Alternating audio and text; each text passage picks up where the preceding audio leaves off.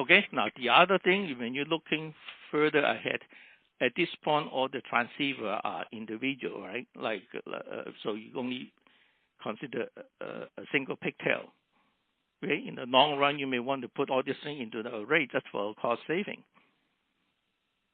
Now, when you put all this thing into the array and you miniaturize with silicon photonics, soon you discover what governs the size is no longer the module, is the array of fiber. Okay, so that part need to be somebody. I do not see the industry is focusing on that part yet. So somebody has to focus on the output part, how to couple in the fiber in a more efficient, costly way. Okay. And the things you just described, I mean, are lenses then used? Because we are not into the fibers, we are not into the wafers.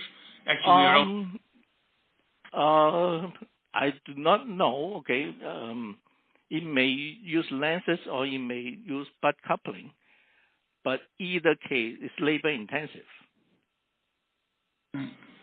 Okay, it's labor intensive, and so all it comes down is the loss. If they can handle the loss by increasing the laser power, that may not be a big issue, but the big issue is labor intensive. Mm-hmm. Then they are addressing the laser side, right? But I don't think people are addressing the output side. Okay.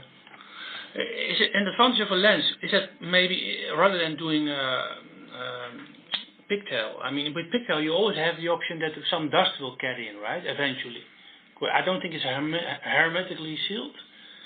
I don't know. I mean, so would it be an advantage to use a lens because then you have kind of more or less sealed connection between the. The other, I think I'm guessing that because my past experience, all the package are hermetic sealed. So one option is after you align it, you put some kind of material as a protective cover. But that has to be optical transparent. Yeah, sure. Yeah, but again, our material is optically transparent.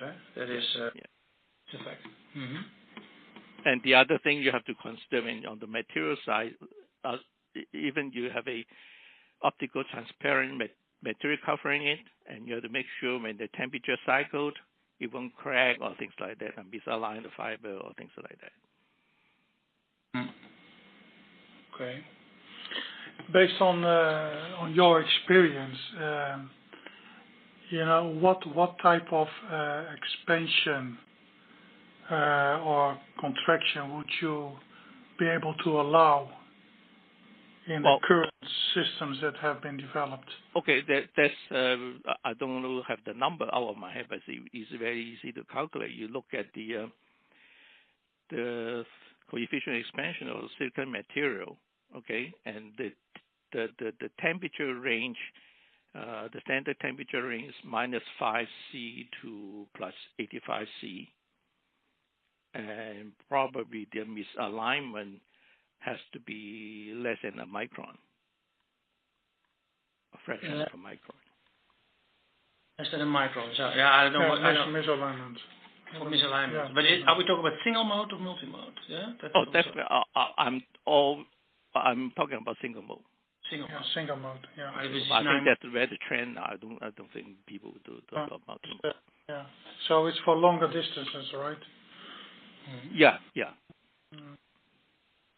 So 1 micron on a center was a single mode, it's 9, right? So you have 10% deviation, which is still pretty high. Which is in the capability of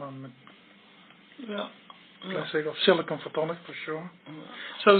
So silicon photonics, would that material, being a thermoset material, of course, would that meet that type of tolerance requirement?